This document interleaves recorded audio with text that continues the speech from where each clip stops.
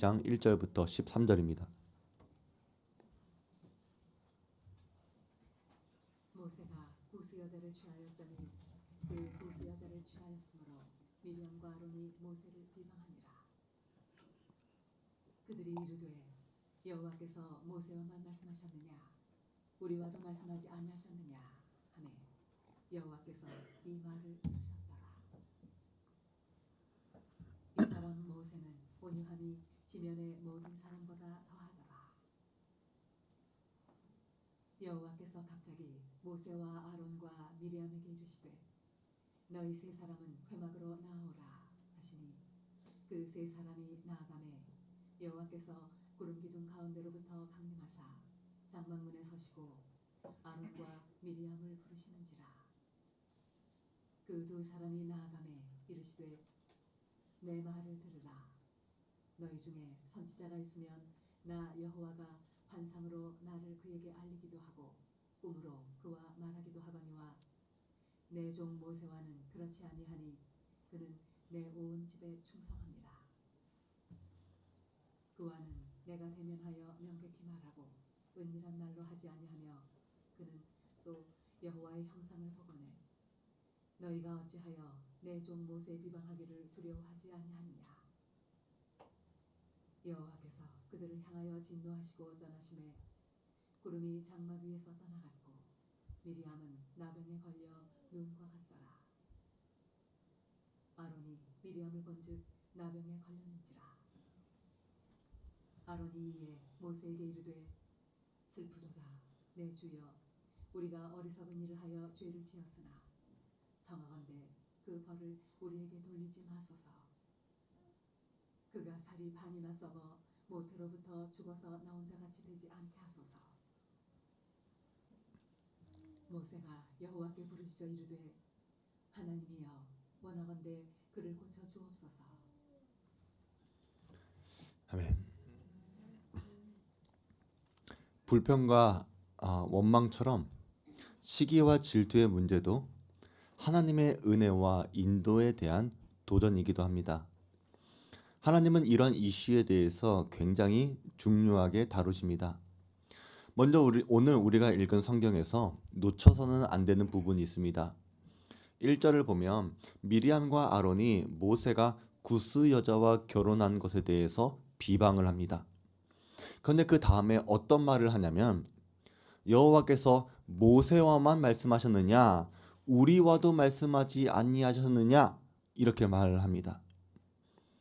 그러니까 사실 오늘 본문은 모세의 결혼이 메인 주제가 아니라 모세의 권위에 대한 도전이 주제입니다. 만약에 오늘 본문을 모세가 이방인 여자와 결혼한 것이 맞냐 틀리냐 이 미리암과 아론의 지적이 맞다 틀리다 이렇게 해석을 한다면 그것은 성경을 올바르게 본 것이 아닙니다. 이 사건은 권위에 대한 도전, 시기와 질투에 대한 마음을 다루고 있기 때문입니다. 그러면 미리암과 아론이 지적한 구스 여자가 누구일까? 구스는 아프리카의 에디오피아입니다. 원래 모세는 미디안 사람 십보라와 결혼을 했는데 그녀가 죽어서 새 장가를 간 건지 아니면 첩으로 얻은 건지는 정확히 알 수는 없습니다. 또 다른 견해가 있는데 미디안 사람이 보통 유대인보다 얼굴이 까맸기 때문에 미리암이 인종차별적인 발언을 해서 십보라를 구스 여인이다, 흑인이다 이렇게 비난했을 가능성도 있습니다.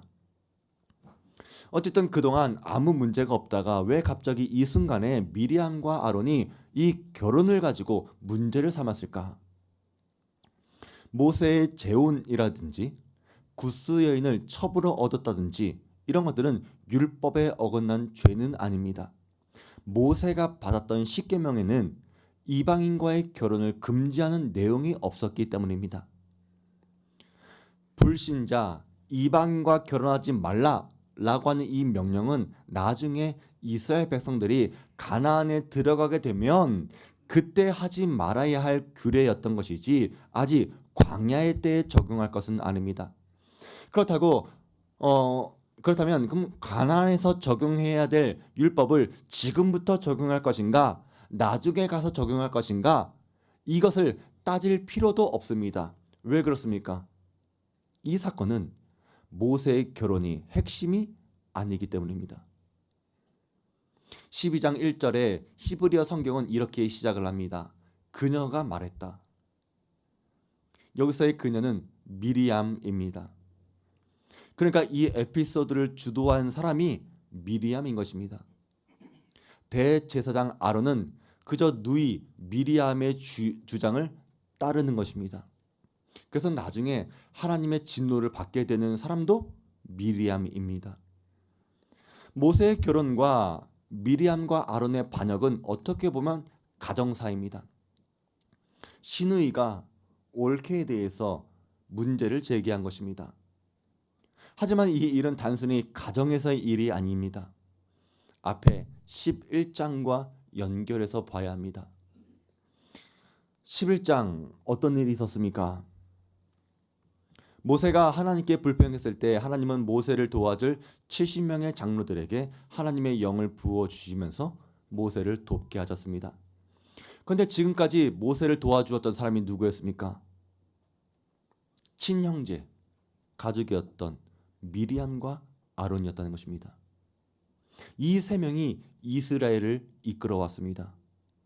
그런데 하나님이 지금 70명의 장로들에게 영을 부어주시면서 이제 또 다른 지도자를 세우려고 하니까 모세는 하나님의 뜻에 순종했는데 이것을 견딜 수 없어서 시기하고 반발한 것이 미리암과 아론이었다는 것입니다.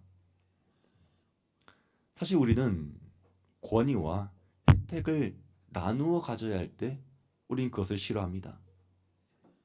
처음에 여호수아도 이것을 말려 달라고 말하기도 했는데 그때 모세는 이것을 시기하지 말라고 대답을 합니다. 그럼에도 미리암과 아론은 이것을 참지 못하고 불만을 터뜨린 것입니다. 이런 시기의 문제가 우리 삶에 얼마나 많이 자주 일어납니까? 부모님의 유산에 대해서 자식들 사이에도 분쟁이 있습니다. 왜 장남이라고 더 줍니까? 왜 아들이라고 더 줍니까? 내가 지금까지 한 게 있는데, 내가 기여한 게 있는데 왜 이것밖에 주지 않습니까? 라고 하는 믿음과 전혀 상관이 없는 분쟁들이 우리 가운데서 많이 있습니다. 교회 안에서도 그렇습니다. 많은 사람들이 나는 부족한 사람이지 라고 하는 생각과 그래도 내가 해야지 라고 하는 양가 감정이 있습니다. 그런데 나는 세워지지 못했는데 내가 생각할 때 나보다 부족하고 신앙생활도 얼마 되지 않은 사람이 세워지게 되는 것을 보게 되면 우리는 그 마음이 복잡해집니다.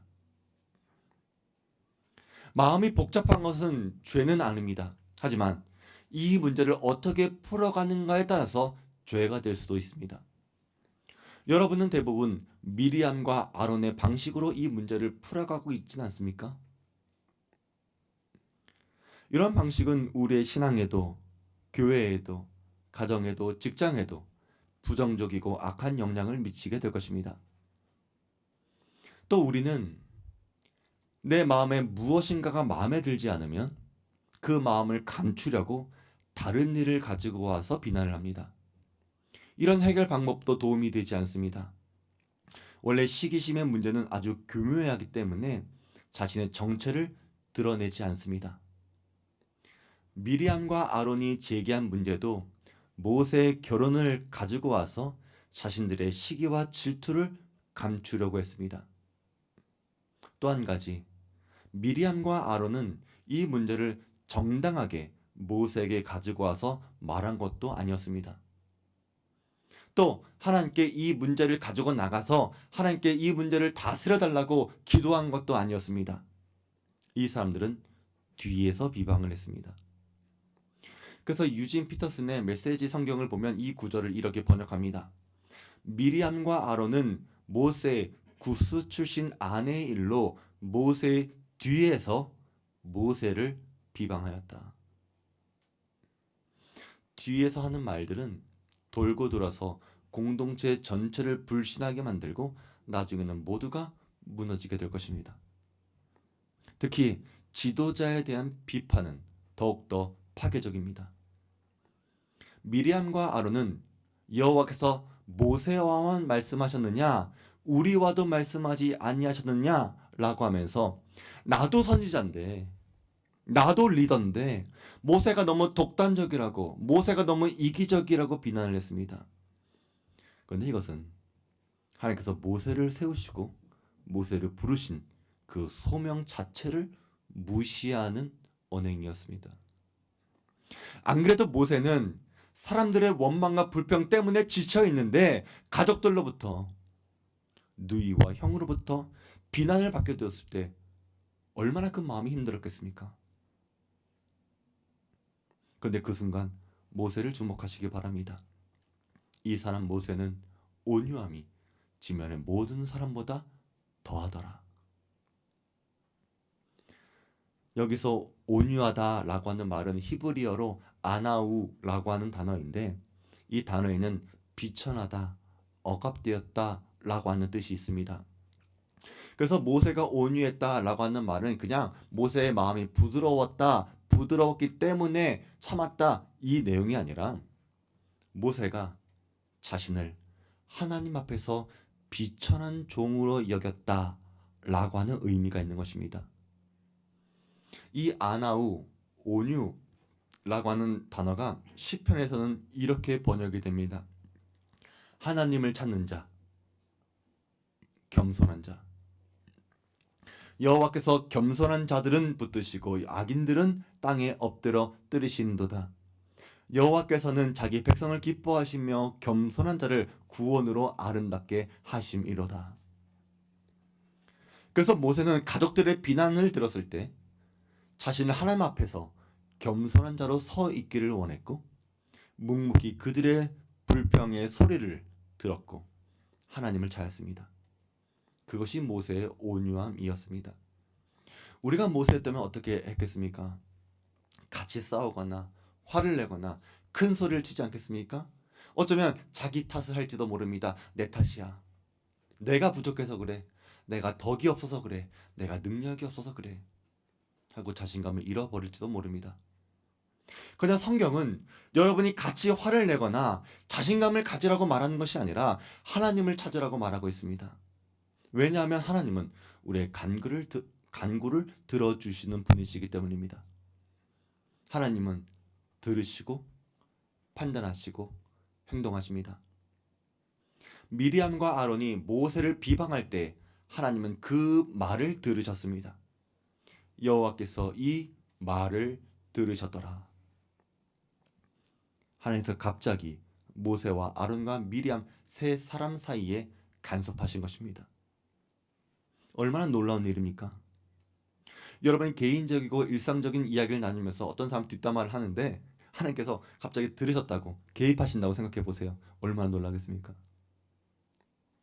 가끔씩 제가 어떤 말을 할 때 아니 목사님이 그 일을 어떻게 알고 계신데? 어디서 그런 말을 들으셨대?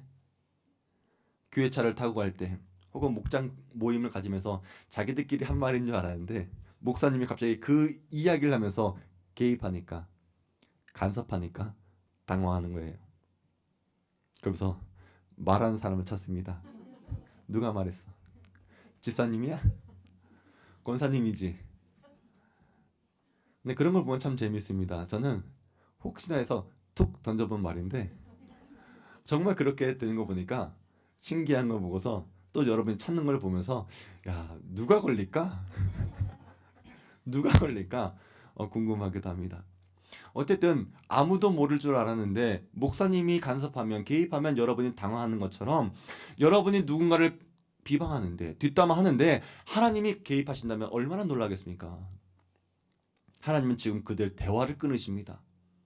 그리고 세 사람을 집합시키십니다. 세 사람이 회막 앞으로 나아가니까 하나님께서 구름 기둥 가운데 강림하셨고 회막문에 서 계셨습니다. 이 사람들은 하나님의 임재를 눈으로 보게 되는 것입니다. 그리고 하나님은 너희가 한 말들에 대해서 내가 대답을 하겠다는 것입니다. 하나님은 모세는 다른 선지자들과 다르다고 합니다. 다른 선지자들한테는 꿈으로 환상으로 은밀하게 말씀하셨지만 모세는 달랐습니다. 하나님은 모세와 대면하셨고 은밀하게 말씀하지 않으셨고 모세는 하나님의 형상까지도 보았습니다. 그리고 결정적으로 7절에 이렇게 말씀하십니다. 내 종 모세는 그렇지 아니하니 그는 내 온 집에 충성함이니라. 내 종이라고 하는 표현은 아무한테나 쓰지 않습니다. 아주 특별한 의미로서 아주 특별한 사람들에게만 붙이는 것입니다. 이 평가는 사람들의 평가가 아니라 하나님의 평가입니다. 그래서 저는 우리 성도들이 누군가 여러분을 오해하고 평가하고 비난한다 할지라도 하나님께서 그것이 틀렸다고 하나님 앞에 여러분이 얼마나 특별한지를 보여주시기를 바랍니다. 내 종 누구누구는 그렇지 아니하니 그는 내 온 집에 충성함이니라. 미리암과 아론이 모세를 비방했을 때 모세는 참았지만 하나님이 참지 않으셨습니다. 당신의 종을 변호하셨고 비방하는 미리암과 아론에게 화를 내셨습니다. 그분이 우리의 아버지 하나님이십니다. 하나님의 임재의 구름은 장막을 떠나갔고 미리암은 나병에 걸려서 피부가 하얘졌습니다. 이것은 미리암이 피부색을 갖고 차별한 것에 대해서 하나님께서 화를 내신 것입니다. 그제서야 미리암과 아론은 자신들이 얼마나 큰 잘못을 했는지 깨달았습니다. 그리고 모세를 내 주여라고 부르면서 자신들의 어리석음을 고백합니다. 이 어리석음은 그냥 무식했다가 아니라 영적으로 무지했다는 것입니다. 하나님을 아는 지식이 부족해서 하나님의 일하시는 방식을 이해하지 못해서 어리석은 일, 어리석은 말을 했다고 인정하는 것입니다. 그래서 용서를 구합니다. 아론은 미리암을 살려달라고 간구합니다. 그래서 모세는 짧지만 힘이 있는 기도를 했습니다. 하나님이여 원하건대 그를 고쳐 주옵소서. 하나님은 모세의 기도를 들어주셨지만 대신 미리암을 진영 밖으로 내쫓으셨고 일주일 동안 가두었습니다. 미리암이 모세를 시기한 것, 반역한 것을 모든 사람들이 알도록, 깨닫도록, 반성하도록, 이것이 얼마나 부끄러운지를 알도록 일주일 동안 가두어 두신 것입니다. 그리고 하나님은 그동안 하나님의 백성들을 인도하지 않으셨습니다. 그러면 오늘 우리는 이 사건을 통해 무엇을 깨달아야 하겠습니까? 먼저 여러분들은 판단하는 일을 조심하시기 바랍니다. 지도자들은 자주평가를 받게 됩니다. 눈에 보이는 위치에 있기 때문에 흠도 더 잘 보일 것입니다. 그래서 사람들은 뒤에서 비방을 합니다. 그런데 하나님은 이런 비방을 싫어하십니다. 사도 바울은 이렇게 이야기합니다. 남의 하인을 비판하는 너는 누구냐? 그가 서 있는 것이나 넘어지는 것이 자기 주인에게 있음에 그가 세움을 받으리니 이는 그를 세우시는 권능이 주께 있음이라. 사실 우리는 성경에서 분명하게 판단하는 문제를 갖고 비방하는 것이 아니라 내 취향하고 다르니까, 내 마음에 들지 않으니까 비방하는 것입니다. 또 시기와 질투의 마음은 어떤 식으로든 비방할 거리를 만들어냅니다. 오늘 본문이 말하는 것은 권위의 문제입니다. 하나님의 교회에서 세우신 질서와 권위는 아주 중요합니다. 이런 질서가 무너지는 요즘 삶에서 하나님이 세우신 직분을 가볍게 여겨서는 안 되는 것입니다. 우리는 그 사람을 세우신 하나님을 의식하고 행동해야 합니다. 그래서 비방 대신 기도하고 사람 앞에서 말하는 대신 하나님 앞에서 간구해야 하는 것입니다. 성경은 지도자에 대해서 신중하게 말할 것을 말합니다. 장로에 대한 고발은 두세 증인이 없으면 받지 말 것이요. 왜 그래야 합니까? 마귀는 어떤 혐의와 의심을 심어서 지도자를 넘어뜨리려고 하기 때문에 지도자가 넘어질 수 있는 문제라고 한다면 더더욱 신중하라는 것입니다. 우리는 사람들을 넘어뜨리는 사람들이 아니라 사랑하고 세우는 사람들이 되어야 합니다. 그러기 위해 여러분들은 자족의 은혜를 배우시기 바랍니다. 하나님께서 여러분에게 베풀어 주신 은혜에 대해서 만족하고 살 수 있다면 다른 사람을 시기할 것도 불만을 가질 것도 없을 것입니다. 우리도 미리암처럼 영원한 저주를 받아서 쫓겨나야 할 사람이었지만 예수 그리스도로 인해서 영원한 안식을 얻게 되었습니다. 그런데 이 세상에서 어떤 것을 소유하지 못한다고 해서 우리의 영원한 기쁨을 빼앗긴다면 그것이 얼마나 어리석은 일이겠습니까? 여러분이 자족함의 은혜를 잃어버리게 되면 많은 것을 잃어버리게 될 것입니다. 또한 여러분 충성을 회복하시기 바랍니다. 하나님은 모세가 내 온 집에 충성했다라고 말씀하십니다. 우리는 이러한 하나님의 인정이 필요합니다. 사도 바울도 많은 사람들의 시기를 받았었지만 다른 사람의 말과 판단에 대해서는 자유했습니다. 너희에게나 다른 사람에게나 판단받는 것이 내게는 매우 작은 일이라 나도 나를 판단하지 아니하노니 내가 자책할 아무것도 깨닫지 못하나 이로 말미암아 의롭다함을 얻지 못하노라. 다만 나를 심판하신 이는 주시니라. 이것이 하나님께 충성하는 사람들의 마음가짐입니다. 아주 작은 일이라고 할지라도 내 스스로를 판단하거나 다른 사람의 판단을 받는 것보다 하나님의 생각이 더 중요한 것입니다.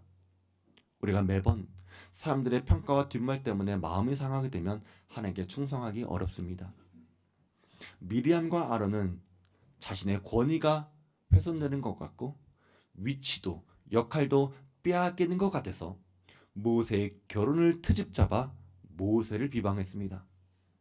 자기들도 권위자라고 자기들도 인정받아야 된다고 말을 하고 있는 것입니다. 그러나 하나님 그것이 잘못이라고 말씀하십니다. 그리고 그들의 말과 평가에 시기심이 담겨 있는 것을 화를 내고 계십니다. 우리 성도님들은 자족의 은혜를 배우시기 바랍니다. 다른 사람이 세워지는 일을 기뻐하시고 나의 역할이 축소되는 것에 대해서 실망하지 않길 바랍니다. 우리에게 중요한 것은 사람들의 평가가 아니라 하나님의 평가입니다. 또한 삶과 교회에서 리더의 자리에 있는 분들은 부탁을 드립니다. 여러분이 그 자리에 있는 것 하나님의 부르심입니다. 그것은 은혜이며 그렇게 부르신 하나님께 충성하시기 바랍니다.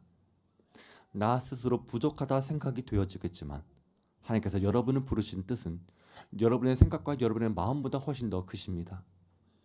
여러분을 향한 하나님의 계획과 지혜는 측량할 수 없기 때문에 날마다 하나님의 이끄심을 믿으면서 하나님의 집에 충성하시는 우리 사랑하는 믿음의 주안교회의 성도들 되시기를 주의 이름으로 부탁을 드립니다.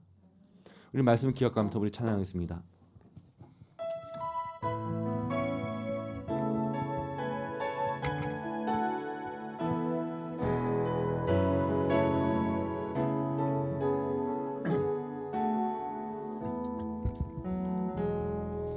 하나님의 부르심에